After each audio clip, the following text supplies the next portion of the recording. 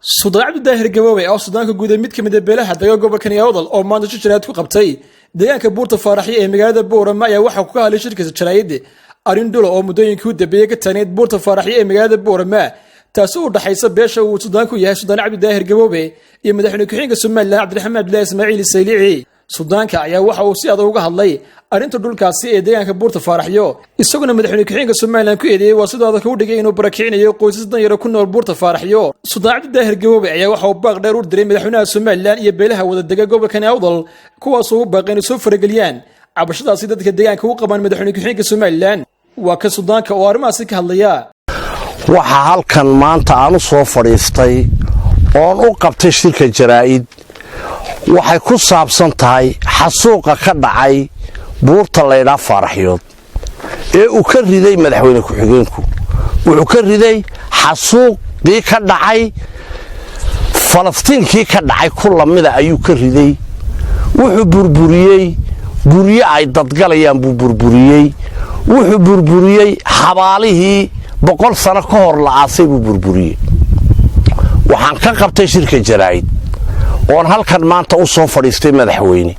waxaan ku soo gudbinayaa muuqayga waad garanaysaa magacayga waad garanaysaa madaxweyne waxaan ku soo gudbinayaa waxaan ka ballanay baahay inuu ninkaasi bilaabi doono markuu doorashada ku soo baxo xasuuqa madaxweyne waan ka wada hadalay Beesha Cismaan oo dhan inuu beesha dana gaar kale yahay inuu cadaawad gaar u hayo madaxweyne horaan kuugu sheegay waxaan ogeyd Cabdi Xasan baa iibsaday dhul dawladdu ay iibinayso oonu isagu ahayn madaxweyne dalka ka ahayn uu ka ahayn wasiirkii una ka ahayn maaliyadda oo uu ka ahayn wasiirkii una ka ahayn hawlaha guud waa kii u soo aanbabaxay ku dagaalamay ogeyd madaxweyne waan ku sheegnay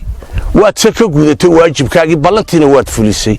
gidaarka ilma Cabdilaahi Diray waa kii u soo aanbabaxay u soo faytay madaxweyne waajibkaagii waad fulisay wuxuu iminkana u soo aanbabaxay meel ay leedahay agoon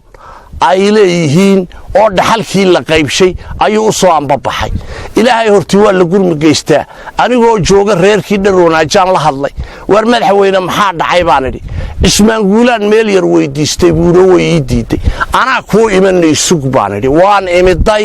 Booramaan imiday waan soo fadhiisiyay tolkay shirkii Jaraayid waan ka soo dareeriyay aqal baan iskugu keenay war waa madaxweyne waa ninkii gobolka ka dhashay waar maanta aniga hal laygu muunay hadan Suldaankii reerka ahay baan idhi oo waxii u doonayay hal la siiyo waa laygu wareejay madaxweyne waxa la wuxuu doonayay hal la siiyay yaanu imiday oo soo guuleystay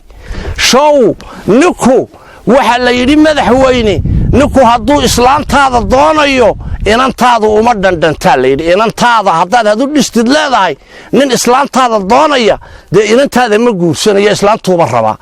show ninku nin dhul doonaya madaxweyne maaha waa nin doonaya inuu dadka xasuuqo waa nin doonaya uqdad kale ay ku jirto oo Axmed Cismaan ugu jirto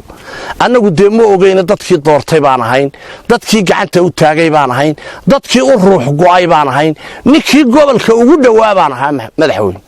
waan la hadlay wixii waan soo diyaariyay tiradiisu intay tahay ii sheeg baan idhi madaxweyne reerka meesha ma ka rartay buu iigu jawaabay reerkee maya reerka buurta war maxaad buurtaba ka dooni dana guud hadii ay dawladdu qaadanayso madaxweyne diyaar baanu nahay wixii dan guud taangiyadii baa ka samaysan 300 oo mitir bay martaa qasabadu 4 jago oo dan guud aan ka bixinay hadii inta kale maanta ay dawladdu qaadanayso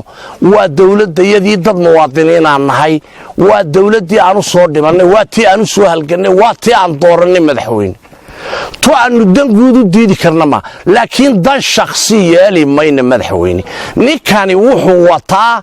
دن شخصي بو وطا ورشدو كرد سنيا مقعيسا عنقو مشاقي كري مدحويني نكان اندهالا نقاقب مدحويني اذيقا كوحيقا وانين اندالي نقاقب مدحويني هدي عاد نقاقب ويدي مدحويني وحان بلان كوغو قاضيا وحان لاهي in halkaa axmed cismaan waxaan leeyahay dibad iyo dal meel kasta oo joogaan wixii dhulka jooga axmed cismaan waxaan leeyahay bish ciidda kowdeeda ha la iskugu yimaado afraaga wixii dibadda joogi ha ku soo caawiyo adduun ha ku soo caawiyo waxaan leeyahay beesha axmed cismaan dagaal ha u diyaar garowdo wixiiga ha ku dhimato ha u diyaar garowdaan leeyahay beesha axmed cismaan dagaal waxay noqotay masaakiintan gobolka joogta ee hadday maayar tahay iyo hadday bara saab tahay iyo hadday taliyo qaybeed tahayba u diirkii ka siibay gobolka isagaa ka maayara saylici gobolka isagaa ka madaxweynaha gobolka isagaa ka joomitira gobolka isagaa ka bara saaba laba qof hadday jaga isku qabsadaan madaxweyne sayliciba ku dhex jira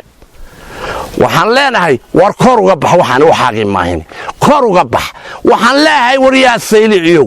kama qaadan kartid axmed cismaan in sac fadhiista kama qaadan kartid wallaahi oo bilaahi oo tallaahi inay noqon xeran lagu diriray warayso adeerada warayso awowiyada axmed cismaan cid aad filqi ka qaadi karta maaha kamana qaadi kartid beesha axmed cismaanna waxaan leeyahay dagaal ha loo diyaar garoobo haddii u baaqaa madaxweynuhu inagaga qaban waayo qof yar iyo qof weyn dagaal ha loo diyaar garoobo waxaan ugu baaqayaa qof kasta oo axmed cismaanihi inuu u diyaar garoobo dagaal inuu diyaar garoobo arrin iyo adduun waxa kale aanu baaqayaa beelaha aanu la dhalanay walaalahaya ee makaahiil waxaan haysta waad arkaysiin walaalahayaa tihiin waad nala dhalateen meydka iyagiibaa dibadda loo soo saaray war ha nagu daawanina annagaa ku dhimanne gurmad baan idinka sugaynaa inagana arrin iyo adduunba waa sidaasaan kuu soo jeedinaya haddii u baaqaa madaxweynuhu si degdega uga soo jawaabi waayo halkaa dhimashaa taalla hana loo diyaar garoobo masaakiintan aad gobolka u soo dirtay madaxweyne ee u beerka kaga cagaynaya hadday bara saab tahay isagoo qaylinayo aqalka iigu yimid wuxuu yidhi meesha xilkaygii baan ku waayi jiray hadday maayar tahay wuxuu yidhi xilkaygii baan ku waayayaa hadday taliyo qaybeed tahay wuxuu yidhi xilkaygii baan ku waayayaa waxa ku dhintay maayarkii maayarkaa ka horreeya wuxuu ku dhintay meeshaa uu ugu dhintay war hantidan dad baale waa dhul cashuuran waa dhul la qaybsaday dhaxalkii waa la qaybiyey uu ku dilay maayarkii hore waxaan leeyahay maayar saleebaan waar xilka ilaahay baa bixiya saleebaanow nin tolahoon wada dhalannayna waa tahay